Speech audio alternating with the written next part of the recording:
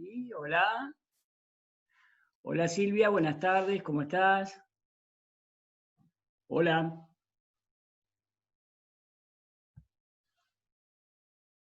Hola, buenas tardes.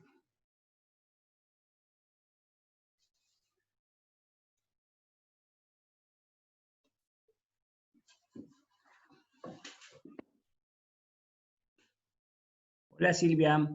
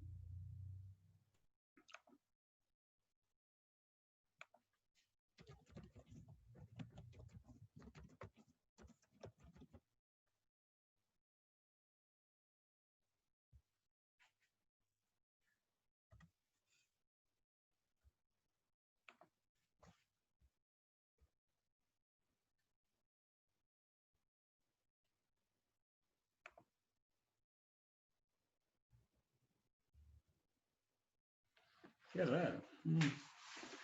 Hola, hola. Hola, hola, hola. Ajá. ¿Me escuchan?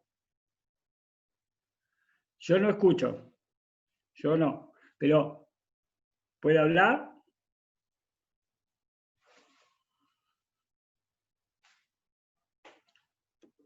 Al chat.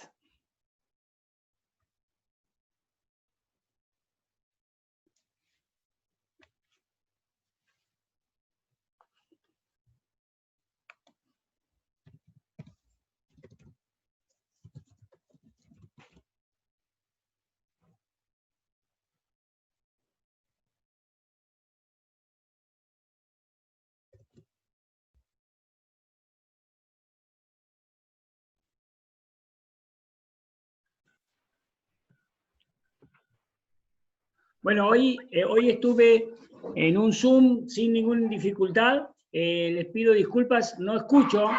Yo no escucho. ¿Ustedes sí me escuchan? Sí. Ahí, a ver, ahí escuché a alguien. Yo, Pedro, ¿me escuchás? Ahora te escucho perfecto. Perfecto. No sé si los demás escuchan. Buenísimo, buenísimo. Si no, cualquier cosa, les decía que habláramos por chat, pero se ve que se destrabó lo que estaba trabado. Okay. Muchas gracias por la invitación. Sé que tenemos 40 minutos, entonces la idea es que tuviéramos unos 20 minutos de presentación de introducción y después ustedes tienen casos, preguntas, o sea, si les parece que trabajemos de esa forma. Bueno, Pedro, yo quería comentarles para los que no lo conocen, Pedro trabaja en Clínica Montegrande con nosotros. Él es doctor en medicina, hipertensólogo y tiene una vasta experiencia en mecánica vascular. Nos va a aclarar algunos puntos que todavía en este momento no están muy claros, así que te dejo ya, no quiero hacer perder más tiempo para que puedas dar tu charla y después haya un espacio importante de preguntas. Excelente.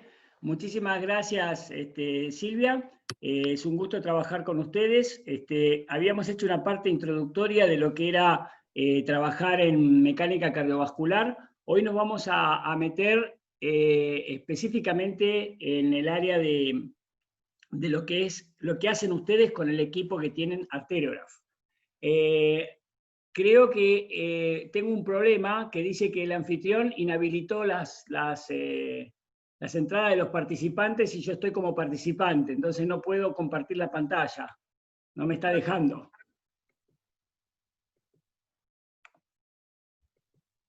Ahora, ¿puede ser? ¿Vamos? No sé qué hice mal. Dice que estoy inhabilitado porque soy un participante. Ahora estoy viendo tu pantalla. Bien. Algo hice mal entonces. Decime Ajá. dónde me meto.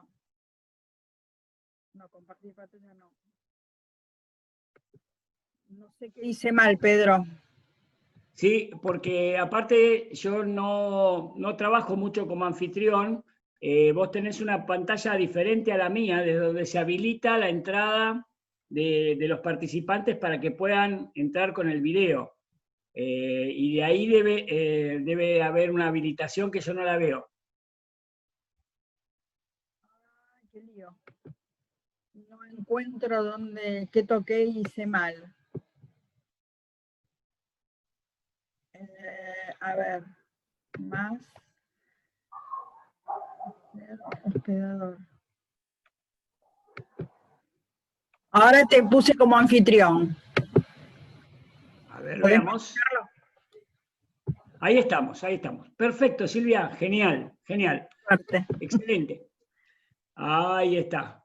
Bueno, ante todo entonces, muchísimas gracias por la invitación y es un gusto trabajar con ustedes. Estamos trabajando específicamente con el área de la rigidez arterial, todo lo que es la evaluación de la aterosclerosis subclínica es bastante más extenso, pero bueno, esta es un área muy linda para trabajar con los pacientes, no solamente con enfermedad aterosclerótica temprana, sino las arterias rígidas, entonces con pacientes hipertensos. Entonces, vamos a tratar de hacer toda la introducción de cómo funciona la mecánica para usar el equipo que ustedes tienen en Monte Grande con sus pacientes. Puse la Odisea del Espacio porque ustedes recuerdan esa película, las máquinas toman el dominio, entonces igual el humano logra sobreponerse a ellas, así que esto es lo mismo, no dependemos de una máquina que haga el diagnóstico, sino que no somos nosotros los que tenemos que pensarlo, buscarlo, y la máquina es simplemente una herramienta para poder hacerlo. Yo compartí con ustedes la idea de que hoy la medicina está tratando en forma paliativa la enfermedad cardiovascular, está tratando a los pacientes complicados, casi siempre en la internación ustedes van a tener pacientes que esperan la intervención, y la idea es llegar antes, o sea, llegar antes del evento, tratar más efectivamente los factores de riesgo e incluso en prevención primordial, tratar a los hijos de los que tienen factores de riesgo de enfermedad cardiovascular y cortar de cuajo, digamos, lo que es el desarrollo de la patología. Es decir, que muchos de nosotros estamos en la última parte haciendo stent o tratando de abrir arterias, y bueno, la idea es que en el laboratorio vascular nos movemos lo más posible hacia la izquierda, hacia la rigidez arterial, que es lo que vamos a conversar hoy, y si podemos incluso un poquito más allá, la disfunción endotelial. Entonces, eso nos permite realmente que tengamos cambios, que si los encontramos en gente joven, incluso revertirlos. Si tratamos con arterias llenas de placas, si tiene 60 años, la probabilidad de que revertamos los cambios arteriales y mejoremos la situación del paciente es muy poco. Este es el laboratorio vascular donde estoy trabajando ahora en Ramos Mejía, en la provincia de Buenos Aires, y acá están todos los equipos para medir estructura y función arterial, incluyendo el arteriograph que tienen ustedes con el que hacemos las evaluaciones de rigidez arterial. En cardiorenales tengo un ecógrafo y prácticamente lo hago todo con el mismo equipo, cosa que me ahorra mucho tiempo y me permite hacer el diagnóstico más temprano, inclusive tiene algunas funciones avanzadas como el flujo vectorial y la shear stress y las áreas frágiles de los vasos y placas vulnerables.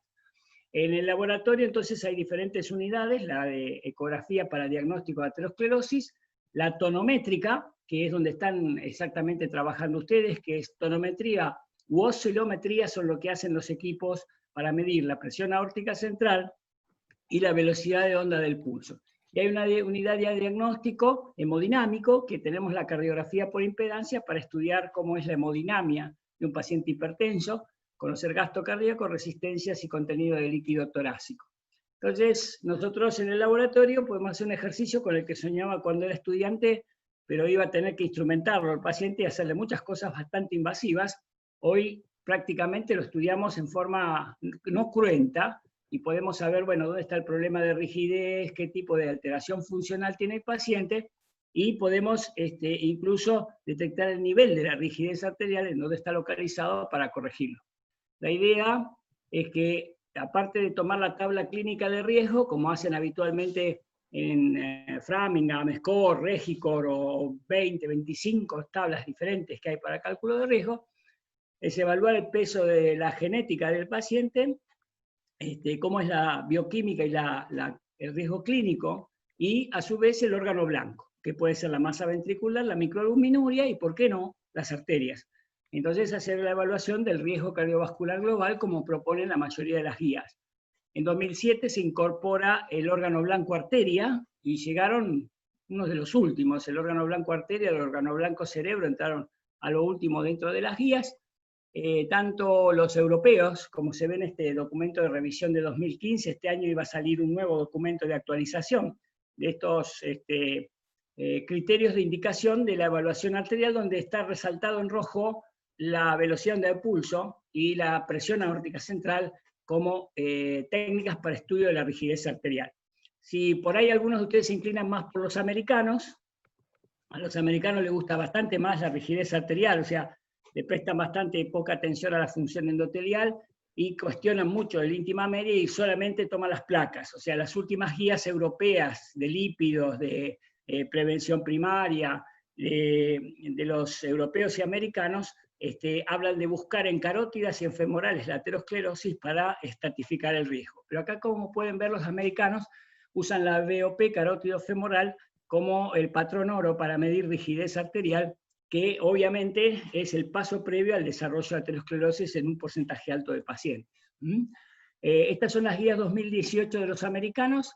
Realmente fue muy impresionante encontrar a la velocidad de onda de pulso ya nombrada, y los cambios de remodelado vascular en estas guías de los americanos, que siempre se resistieron muchísimo, usaban las guías clínicas nada más, y las guías europeas estaban, como fueron nombradas desde el 2017, los cambios de la pared arterial, las placas ateroscleróticas, la velocidad de onda de pulso, de la que hoy vamos a hablar, y el índice tobillo-brazo. Entonces, la idea es que vamos a trabajar hoy sobre rigidez arterial. El parámetro de la rigidez arterial, en este cuadro, hacia la izquierda está todo lo que es el gasto cardíaco y todo lo que es la función cardíaca, y de la línea punteada hacia la derecha tenemos los parámetros de rigidez arterial, y entonces podemos medir esa rigidez arterial en función de cómo se trasladan las ondas por la pared, y a la velocidad que esa onda se traslada y se refleja, vamos a tener lo que se llaman ondas de aumentación. Lo que el clínico ve en el consultorio, es el cuadro de abajo, es la presión de pulso, que es la resultante de la onda incidente y la onda reflejada, que da cada vez más diferencia de presión, como ustedes ven en sus pacientes ancianos. Cuando tienen 60 años, un paciente tiene una presión de pulso de 60, 70, hasta 90 milímetros de mercurio, muchas veces dado en parte por la sístole ventricular, pero en parte por la onda que se refleja y vuelve y se encima sobre la sístole y da la presión de pulso. O sea, ese es un muy buen indicador de rigidez arterial en el paciente mayor. Este es un trabajo muy interesante, que pone de relieve algo que ya venían describiendo hace más de 10 años atrás, que es los cambios que se producen en la pared arterial, el aumento de rigidez, aumento de pulsatilidad y los órganos que se ven comprometidos. Especialmente dos órganos esponjosos y muy sensibles a la pulsatilidad de la que les estabas hablando, es el cerebro, deterioro cognitivo, no solo el ACV, que es lo que ya conocemos, sino el deterioro cognitivo, que son muchos miles de pacientes por año que se suman con esta patología, y el daño del riñón, que se ve dañado por esa pulsatilidad, que es el causante de la hipertensión arterial junto con la diabetes, número 1 de entrada a diálisis entre los pacientes con disfunción renal. Si nosotros entramos más en profundidad y queremos estudiar este fenómeno de la rigidez arterial, tiene dos componentes, un componente de las arterias de conducción y un componente de las pequeñas arterias. Entonces nosotros vamos endureciendo nuestras arterias de complacencia y las arterias pequeñas, las arteriolas que regulan la resistencia periférica, hacen un remodelado excéntrico, lo que mantiene la perfusión de los órganos. Pero los viejitos, que es los que están en el cuadro de abajo, lo que hacen es un remodelado concéntrico de la pequeña arteria, lo que hace como si fuera una pared que resiste la onda del pulso, y entonces se produce el rebote de la onda que va a generar aumentación y mayor rigidez. Entonces tenemos un vaso de conducción, que es un vaso que transmite alta velocidad y que impacta contra una pared y vuelve la onda y carga el ventrículo. Entonces, este es el envejecimiento patológico, el que tenemos en el hipertenso. El equipo que ustedes tienen es un equipo que va a permitir medir la velocidad del pulso, la presión aórtica central y las ondas de aumentación. O sea, les va a permitir descomponer esto y entender dónde está el problema. Hay un diálogo cruzado entre la pequeña arteria y la gran arteria, y acá vemos lo que le está pasando a la pequeña circulación. Ese vaso que remodela concéntricamente recibe menos sangre, se daña la microcirculación, ven el arbolito de invierno, se van perdiendo los capilares, se va dañando el tejido, y el paciente ahí es donde hace el deterioro cognitivo, va perdiendo glomérulos y va dañando el riñón. Entonces, lo que nosotros vamos a trabajar, devolviéndole la distensibilidad a las arterias, va a ser justamente el objetivo de prevenir esto. Pero obviamente en arterias que ya son llenas de colágeno, rígidas, y el paciente tiene 60 años, las chances de que lo logremos va a ser muy poco. Entonces, lo que yo siempre insisto es temprano e intensivo. Este es un gráfico muy interesante porque justo me enviaron un paciente, la doctora Solá, me mandó un paciente con un chico para definir si era hipertensión sistólica espúrea o era un hipertenso. Es un paciente hipertenso. Y este chico mejoró las resistencias periféricas, pero la velocidad del pulso al abrir las arterias aumentó. Y entonces, bueno, la sensación es que el paciente está andando peor. En realidad, como ustedes pueden ver acá, el fenómeno de amortiguación en el árbol arterial depende de que tengamos la arteria distensible, que tengamos las arterias pequeñas que se dilaten, y eso es lo que hace que baje la presión, como se ve en el gráfico que está a la izquierda, y la perfusión de los tejidos sea a menor presión. Pero a la derecha tenemos cuando las arterias se ponen duras, la presión de perfusión se mantiene 2 o 3 veces más alta, o sea que entra alta presión en los órganos. Hay una forma intermedia, que es el embudo que hace la aorta hacia distal, y entonces eso se llama afinamiento, taper o aflautamiento de la aorta, y en los chicos cuando se desarrollan, se estira la aorta y tiene como un embudo. Entonces por ahí encontramos una velocidad de pulso que aumenta desmesuradamente y que corrige después un poco más adelante. Pero bueno, este es el fenómeno de amortiguación en el que nos vamos a meter hoy para estudiar qué es lo que pasa con los pacientes. Entonces, cuando ustedes usen el equipo, van a poder distinguir un grupo que aumenta la rigidez rápidamente, ese grupo está en el EVA, el envejecimiento vascular acelerado, y hay un grupo verde que es el que va envejeciendo como lo hace el promedio de la población. El punto o el arte, digamos, del equipo es tratar de detectar al que está en la pendiente acelerada para sacarlo de la curva, y de esa manera disminuir la cantidad de desarrollo de órgano blanco y mejorar el pronóstico del paciente, permitirle vivir más tiempo libre de eventos. Esto significa que nos movemos del concepto de envejecimiento vascular acelerado a envejecimiento saludable, y eso lo hacemos mediante las intervenciones no farmacológicas, porque gran parte de esto se debe a todo lo que hacemos en lo no farmacológico que restaura la función arterial, por ejemplo, el ejercicio, la buena dieta, no fumar, bajar de peso, bajar los componentes inflamatorios, son muy importantes para eso. Entonces, tenemos acá un concepto que va a ser muy importante, lograr el envejecimiento saludable. De hecho, la gente del Hospital Pompidou de París habla del concepto de los supernova. O sea que vamos a tener, los que están a la derecha de este gráfico, como ven, es el envejecimiento vascular acelerado, pero tienen un grupo de gente de 80 años que tienen una BOP de un pibe de 20. Y esto es real. Entonces, también tenemos gente que son súper normales, y este grupo es un grupo protegido. Entonces, lo importante es distinguir a estos dos tipos de individuos, y fundamentalmente nuestro foco está puesto en el grupo del envejecimiento acelerado, que eso es lo que van a encontrar ustedes utilizando el equipo de Artebra. Este es el gráfico que les contaba recién, los supernova, entonces esos que se mantienen aún a los 80 años con una velocidad onda de pulso normal. Entrando ya en el tema de la rigidez arterial, nosotros podemos medirlo con ecografía. Esto se los muestro nada más para que ustedes sepan qué es el concepto de la velocidad onda de pulso, porque el equipo que ustedes tienen les va a medir a qué velocidad viaja la onda por la aorta, pero fundamentalmente acá lo que estamos viendo es cómo se mide con la ecografía, por ejemplo. Entonces, el tiempo que está entre la onda de la carótida y la femoral, y la distancia entre esos dos puntos nos da la velocidad a la que la onda de pulso, no la onda Doppler de flujo, porque la onda Doppler de flujo son 2,5 metros aproximadamente.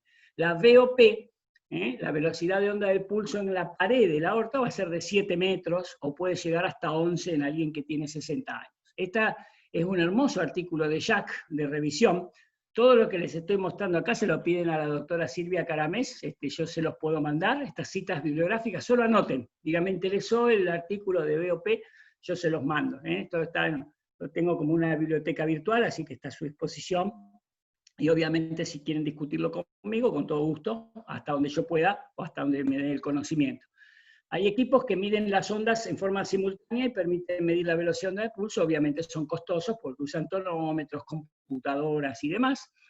Hay equipos que utilizan tonometría, esto es más complejo, porque fíjense que acá necesitamos que el tonómetro ponga la pared de la arteria paralela con la pared del tonómetro, que hay que tener mucha cancha realmente.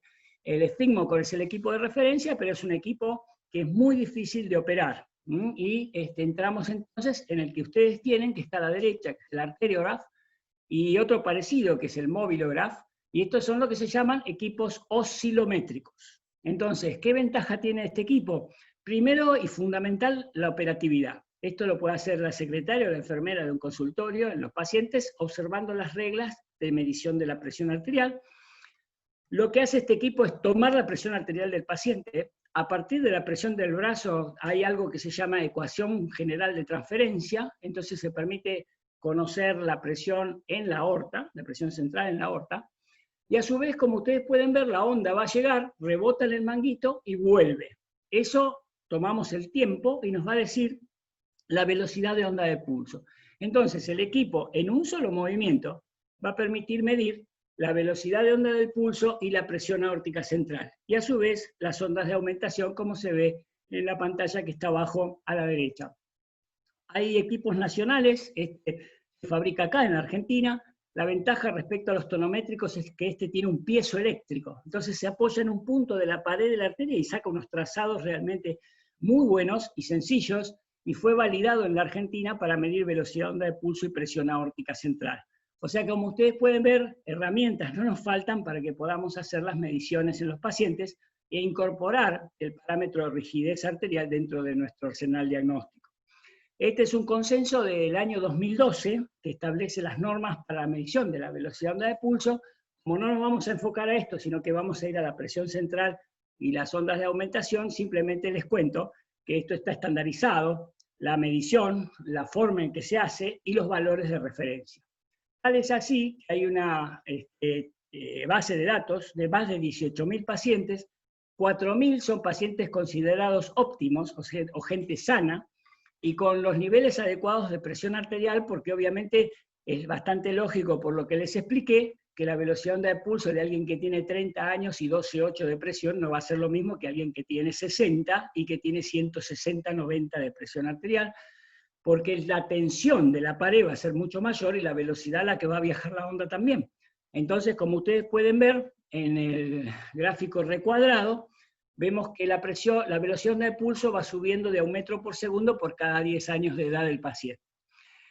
Obviamente siempre hay que mirar en qué población uno lo está midiendo. Acá les estoy mostrando los datos de la tesis doctoral mía, son 600 pacientes referentes sanos, sin riesgo genético, sin tratamiento para enfermedad cardiovascular y sin eventos.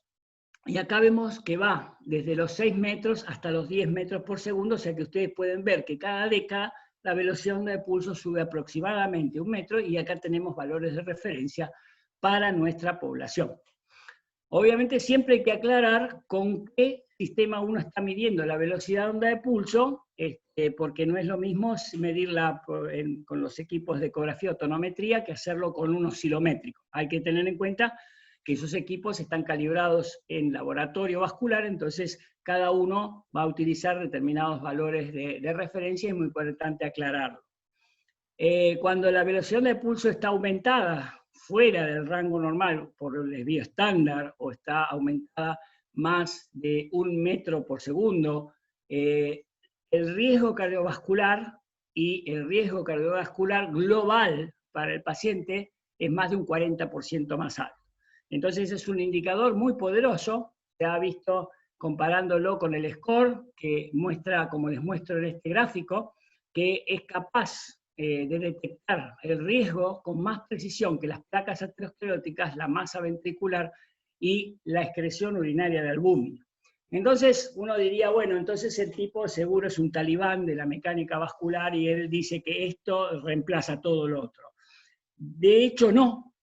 De hecho, lo que yo les diría es que cuanto más órganos blancos puedan medir, mejor, porque la enfermedad vascular no siempre ataca a todos, a veces elige un determinado territorio más que a otro, y los pacientes panvasculares son bastante menos frecuentes que los que tienen un territorio afectado más que otro. Entonces es muy importante que evaluemos todos los órganos blancos posibles. La otra cosa es que podemos intervenir y corregir la rigidez arterial. Entonces la cosa puede pasar que tenemos alguna droga muy específica.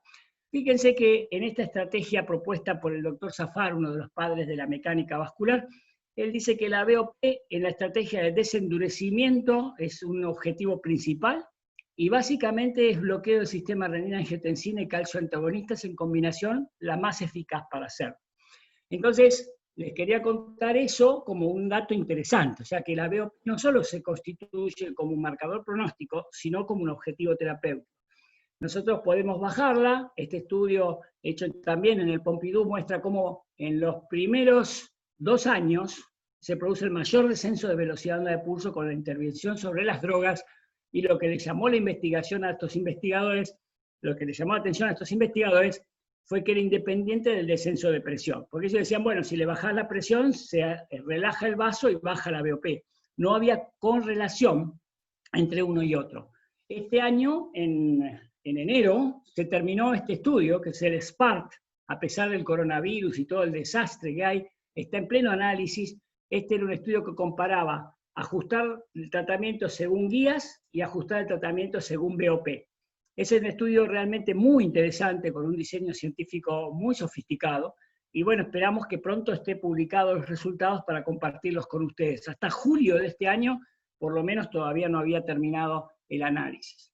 Entramos ahora en lo que hacen ustedes con el arteriograph, que son los estudios que yo analizo junto con la doctora Caramés. Y justamente, bueno, el arteriograph permite hacer un estudio, como vemos en este gráfico, de los parámetros de la presión braquial, que son esta pequeña columna. Por ejemplo, es un paciente que tiene 150-100 de presión, pero tiene una onda de aumentación que ustedes pueden ver acá, que es muy responsable de esa presión de pulso y esa rigidez arterial. Es un paciente que tiene una velocidad de pulso de 12,7 metros por segundo. O sea, que este paciente que tiene unos 50 años tiene las arterias de un paciente de 70. Entonces, es un paciente muy rígido. Vamos a ver. Con respecto, entonces, a este tema, hay un consenso de 2007 que nos dice que las ondas de aumentación, por lo que les estaba explicando antes, son muy útiles en la gente joven, porque cuanto más jóvenes son, si aparece aumentación es porque tienen arterias rígidas. Ahora, si ustedes tratan de usar la aumentación en gente de 60 años para arriba, todos están con aumentación positiva y alta, entonces va a ser poco útil, va a ser mejor la velocidad de la onda del pulso, que es lo que refiere este consenso. Este consenso mostró que como indicador pronóstico la presión central es mucho más poderosa que la braquial. Hay una guía de referencia para eso, y con respecto a arteriograph les traje algunos casos para que los discutamos, que es esto lo que van a recibir ustedes. En este informe el paciente viene informado de la presión braquial, la central, Este es un chico joven de 23 años, si bien tiene hipertensión sistólica aislada leve en el brazo, tiene 126 en la aorta y es elevada para las guías, o sea que tiene presión braquial y central. Su velocidad de pulso es normal, tiene 7 metros por segundo y 5% de aumentación aórtica. Eso es normal también.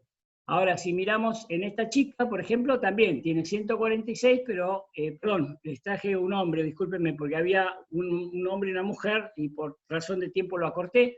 Este es un hombre de 60 años, también un hipertenso sistólico leve, sin embargo, fíjense el impacto de la edad.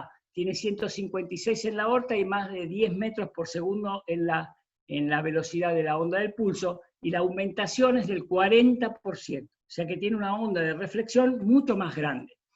Este es otro equipo que se llama Mobilograph, para mostrarles otra variedad de medición, en un muchacho joven de 25 años con hipertensión sistodiastólica, y este paciente ya tiene 140 en la aorta, o sea, este es un hipertenso braquial y central, con una aumentación aórtica de casi 30%, un chico de 25 años. Es un paciente con mucha rigidez arterial, y a pesar de todo, si mirábamos las gráficas, estaba dentro en el límite superior de los nomogramas. Este es un hombre de 44 años, normotenso para la presión que tiene en el brazo, tiene 114, tiene muy poca aumentación, muy poca elasticidad arterial. Nosotros hicimos un estudio en el Hospital Austral y vemos la diferencia del comportamiento de presión central en los hombres y en las mujeres. No se nota eso en los brazos. Fundamentalmente es en la aorta donde se ve la diferencia, y la mujer tiende a subir la presión aórtica central antes que los hombres, y lo hace fundamentalmente a nivel de la aorta. Es un indicador pronóstico tan poderoso o más que la presión braquial, y los brasileños, una de las cosas que hicieron, porque copiaron prácticamente todas las guías de referencia europeas, mostraron qué grupos terapéuticos son buenos para bajar la rigidez arterial. Acá una experiencia muy corta con nitroglicerina, abrimos las arteriolas, descargamos la aorta y bajamos la onda de aumentación. O sea, podemos ver cómo logramos abrir la onda en la aorta. El losartán también lo hizo en el estudio LIFE, o sea, fíjense que el atenolol no lo lograba. La comparación atenolol, vendrofluacida comparada con el perindopril y la amlodipina fue muy inferior en el tema de bajar la presión aórtica central en el subestudio CAFé del ASCOT, un estudio muy grande, y podemos ver que cuando nosotros asociamos bloqueo del sistema renina-angiotensina con el calcio antagonista, se descarga la aorta y baja la presión aórtica central, y este concepto fue probado en este estudio que se llamó BPGuide, cambiando el tratamiento según los valores de presión aórtica central en los pacientes. Se demostró ser una estrategia muy efectiva, bien tolerada, y los pacientes con el tratamiento guiado por presión central dejaron de tomar drogas mucho más que los pacientes que estaban guiados por las guías. En principio vamos a tener esto en los consultorios, eso es lo que tienen ustedes, un equipo modificado de tensión arterial para ver presión central, velocidad de pulso y rigidez arterial, y les presento incluso equipos que son ambulatorios, o sea que van a poder hacer esto ambulatorio. En el laboratorio vascular no invasivo la idea es detectar la patología antes. En la tesis doctoral tenemos un fenotipo vulnerable, que son pacientes que, fíjense que el 70% es de bajo riesgo, pero tienen un 47% de compromiso vascular. Hay comparados con ellos un 7.8 de gente que seguro tiene riesgo clínico alto, sin embargo sus arterias son saludables y están menos comprometidos. Si miramos cómo es un paciente que va a hacer un evento, tiene mucho más espesor íntima media, mucho más placas, mucho más velocidad de pulso y menos función endotelial. Y se distinguen claramente, tienen más del 30 al 40% de aumento de cualquiera de los parámetros. No es sutil, pero es un cambio muy grosero. Entonces, bueno, Artery es la sociedad internacional que nos agrupa a todos nosotros, está Artery Latinoamérica, de la cual yo fui presidente en el 16, y bueno, la idea, hay una maestría ahora que empezó este año, que es la 7ª camada de magísteres en mecánica vascular e hipertensión, o sea que es un hecho real lo que les estoy contando, y hay formación sobre esto, y bueno, por supuesto que quedo enteramente a su disposición para todas las preguntas que quieran hacer, porque me queda poquito tiempo de la conferencia Zoom.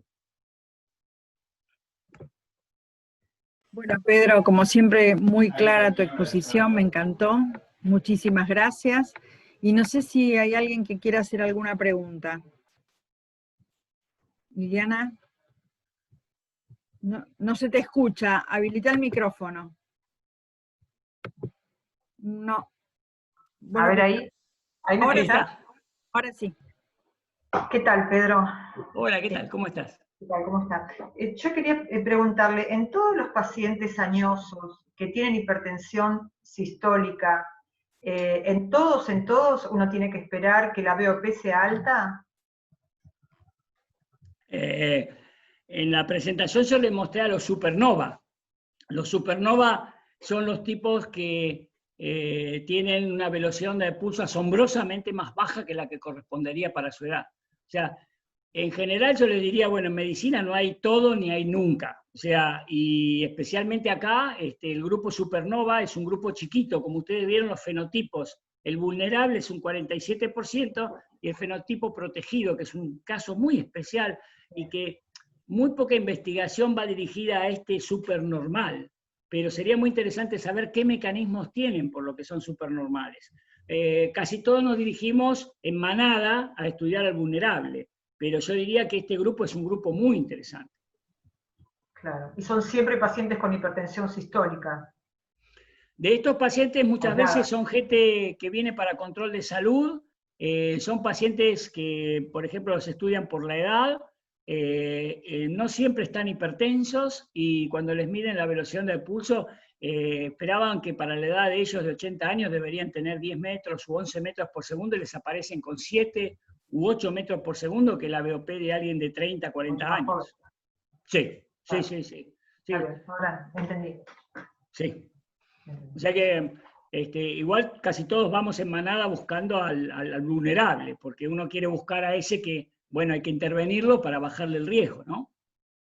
Claro. ¿Y cuál es la característica, digamos, a qué parámetros tengo que prestar atención? Más allá de que lo que dijiste recién, padres, por ahí ambos padres hipertensos, y si tengo un paciente joven, por ahí de 30 años, 30 y pico, ¿a qué le tengo que dar más bolilla? ¿Microalbuminuria? ¿A la hiperreactividad simpática? ¿Cuáles son parámetros que me tendría que dar el alerta? Bueno, en general no me gusta transformar al paciente en números, o sea, a mí me gusta verlo en forma holística. Como les decía recién, el riesgo cardiovascular global que tiene el paciente. Entonces, es raro que a ustedes le caiga a alguien con una sola patología aislada, sino que va a ser el caso.